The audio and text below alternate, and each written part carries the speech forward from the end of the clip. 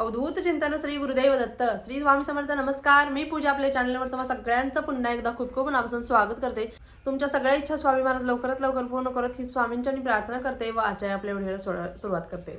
बघा, आज आहे दत्त जयंती. दत्त जयंती सोहळा प्रत्येकाच्या घरोघरी आपल्या जवळपासच्या मठामध्ये केंद्रामध्ये आवर्जून जा. नाही जमलं, शक्य झालं तर आपल्या घरामध्ये आपल्या महाराजांची सेवा करायची आहे, दत्त महाराजांची सेवा करायची आहे. आणि आज एक गोष्ट आवर्जून प्रत्येकाने करायची आहे. बघा, आज न चुकता प्रत्येकाने औदुंबर वृक्षाला कमीत कमी 11 तरी प्रदक्षिणा घालायच्या आहेत.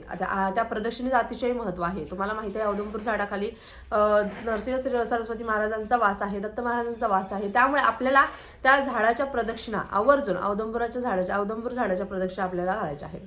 बघा, त्याच पद्धतीने आपल्या घरामध्ये आता गुरुचरित्र पारायणाचा आज संपूर्ण अध्याय म्हणजे 44 ते 53 पर्यंत संपूर्ण अध्याय आज पूर्ण झालेले आहेत. उद्या सांगता असणार आहे, तर उद्या प्रत्येकाने नैवेद्य व्यवस्थित करायचे आहेत. नैवेद्य जे स्वगृही असणार आहेत त्यांना 4 नैवेद्य करायचे आहेत. 4 म्हणजे काय बघा, आपल्या कुलदेवतेचा एक, ग्रंथाचा एक, महाराजांचा एक आणि दत्त महाराजांचा एक, म्हणजे स्वामींचा एक आणि दत्त महाराजांचा एक, असे 4 नैवेद्य आपल्याला करायचे आहेत. आणि हे 4 नैवेद्य कशा पद्धतीने करायचे, कोणकोणते करायचे, हे तुम्हाला मी इन डिटेलमध्ये सविस्तर सांगितलेलं आहे. आणि शक्य असल्यास एक जोडपं जेवायला बोलवायचं आहे.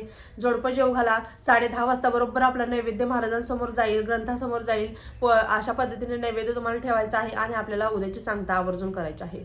नक्कीच प्रत्येकाने व्यवस्थित सांगता करा. जे स्वगृही असणार आहे त्यांना घरी स्वयंपाक करायचा आहे. आणि जे मठामध्ये केंद्रामध्ये जे पारायणाला बसले आहेत त्यांना बघा, आता आमच्या इथल्या मठातून तर त्यांना काय सांगितलेलं आहे की प्रत्येकाने 5-5 चपाती घेऊन यायच्या.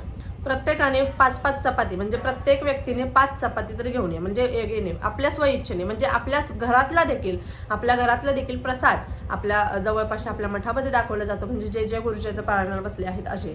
बघा, आज तुम्हाला आवर्जून गाईला आणि कुत्र्याला घास काढायला विसरायचं नाहीये. आज आवर्जून तुम्ही त्यांना खाऊ घाला, काही खाऊ घाला, चपाती खाऊ घाला किंवा तुम्ही बिस्किट. आता कुत्रे तुम्हाला माहिती आहे, आता चपाती म्हणजे सिटीमध्ये तर खातच नाही, ते त्यांना बिस्किटाची सवय लावलेली आहे, ते बिस्किटच खातात. तर तुम्हाला जे हवं असेल ते चालू घाला. तर त्याच पद्धतीने बघा, आपण आज जर तुम्ही आवर्जून गाईला खाऊ घालण्यासाठी गेलात तर तिला तुम्ही आज आवर्जून गुळ शेंगदाणे वगैरे खाऊ घाला. तिच्या पोटावरती हात फिरवा आणि तिच्या पायाखालची थोडीशी माती तुम्हाला आपल्या घरामध्ये घेऊन यायची आहे.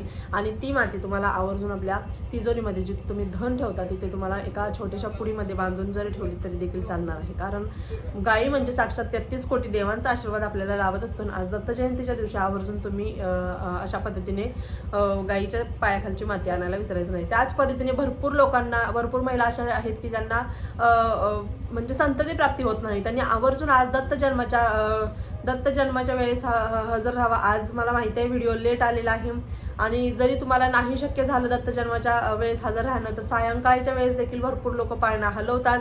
आपल्या जवळपासच्या दत्त मंदिरामध्ये जावा. तिथे गेल्यानंतर तुम्हाला बघा, जाताना 3 फुले घेऊन जायची आहेत. 3 फुले तुम्हाला तुमची इच्छा काय असेल ती बोलायचं आहे त्या फुलांवरती. आणि आपली ती फुलं आहेत ती आपल्या दत्त महाराजांच्या पाळण्यामध्ये आपल्याला टाकायची आहेत. आणि अशाच पद्धतीने माझ्याही घरी पाळणा हलू द्या, अशा पद्धतीने विनंती करायची आहे, प्रार्थना करायची आहे.